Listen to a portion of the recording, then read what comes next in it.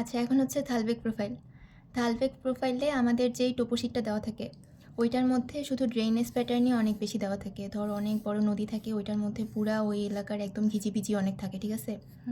এখান থেকে তুই এমন একটা নদীর শাখা নিবি যেটা হইতেছে খুব বেশি ঘিজিবিজি নাই, মানে ধর এই শাখা থেকে আরও অনেক কিছু বের হয়ে গেছে, এগুলো তুই নিবি না, তুই জাস্ট এই সিঙ্গেল শাখাটা নিবি। ধর এইটা শাখা তুই নির্বাচন করে নিলি, তুই এটা দিয়ে থালবেগ প্রোফাইল করবি। এখন এই যে এই ডিস্টেন্সটা পাইছিস, এইটা হচ্ছে তুই সুতা দিয়ে মাপবি।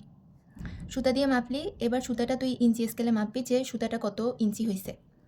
যত ইঞ্চি হয়েছে, ধর তোর 45 ইঞ্চি হয়েছে বা 20 ইঞ্চি হয়েছে, যাই হোক, এইটা হচ্ছে তুই 5 ইঞ্চি স্কেলে নেওয়ার জন্য, মানে তোর খাতায় আঁকার জন্য এইটারে যত দিয়ে ভাগ দেওয়া লাগে তুই তত দিয়ে ভাগ দিবি। ধর তুই 20 ইঞ্চি পাইছিস, সেইটারে 4 দিয়ে ভাগ দিলে তুই 5 পাচ্ছিস। ধর 45 পাইছিস, সেইটারে 9 দিয়ে ভাগ দিলে তুই 5 পাচ্ছিস। এখন তোর যত দিয়ে ভাগ দেওয়া লাগে, তো এই যে তুই 5 পাইলি, তাইলে তুই এই যে খাতায় 5 ইঞ্চি একটা দাগ টানলি, এটা হচ্ছে তোর রিভারের দৈর্ঘ্য পাইলি তুই।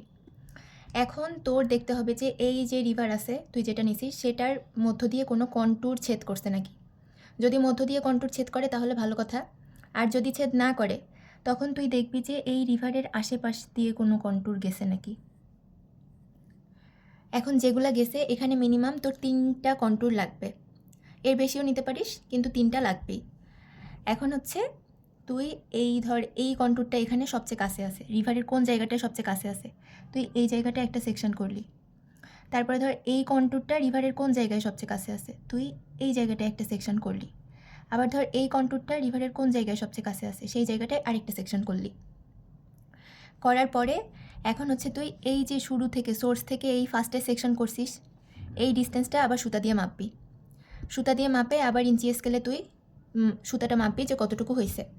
তারপরে হচ্ছে তোর এই যে ধর তুই ফার্স্টে 20 ইঞ্চি পাইছিলি রিভারের দৈর্ঘ্য, সেটার 4 দিয়ে ভাগ দিছিস, তাহলে এবার তুই এইটুকুর দৈর্ঘ্য ধর 5 ইঞ্চি পাইছিস, তাহলে সেটারে আবার এই 4 দিয়ে ভাগ দিবি। ভাগ দিয়ে যত আসলো 1 পয়েন্ট সামথিং আসবে, সেটাই যে এখান থেকে কেটে নিলি ইঞ্চি স্কেল দিয়ে মেপে। এরপরে হচ্ছে পরের যেই অংশটুকু সেকশন পাইছিস তুই, এই অংশটুকু আবার মাপবি। মেপে আবার সেটাকে তুই ইঞ্চি স্কেল দিয়ে মেপে নিবি কতটুকু হয়েছে। তারপরে সেটাকে আবার ওই 4 দিয়ে ভাগ দিবি। ধর এবার পাইছি আমরা 4 ইঞ্চি, তাহলে আবার 4 দিয়ে ভাগ দিলি, তাহলে পাইলাম 1। তাহলে এখান থেকে আবার তুই 1 ইঞ্চি কেটে নিবি। তারপরে ধর তার পরের যেই সেকশন সেটা আবার তুই সুতা দিয়ে মাপবি। মেপে আবার সেটাকে তুই ইঞ্চি স্কেলে কতটুকু হয়েছে সেটা মাপবি। দেন সেটাকে আবার তুই এই 4 দিয়ে ভাগ দিবি, দিয়ে ধর এই পর্যন্ত পাইলি, কাটে নিলি।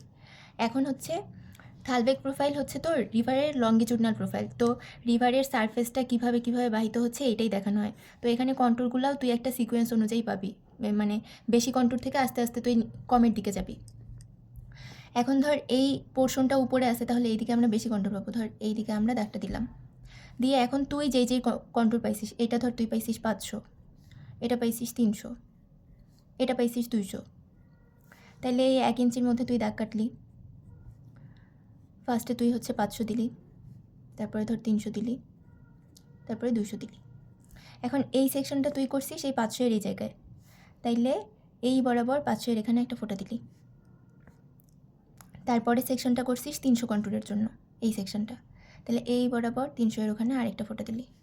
তারপরেরটা করছিস 200 এর জন্য, তাহলে এই বরাবর 200 এর ওখানে একটা ফোঁটা দিলি, পাইলি।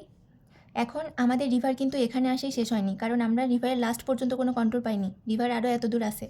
তাহলে তুই এই যে এটা যোগ করার সময় এদিক দিয়ে পুরোটা বাড়াই দিবি, দিয়ে এইটুকু উঁচু করে দিবি, আর এই যে সেকশনগুলো করছি সেখানে একটু করে মার্ক করে দিবি। এটা হচ্ছে তোর থালবেগ প্রোফাইল। আর কিছু করার লাগবে না? হয়েছে?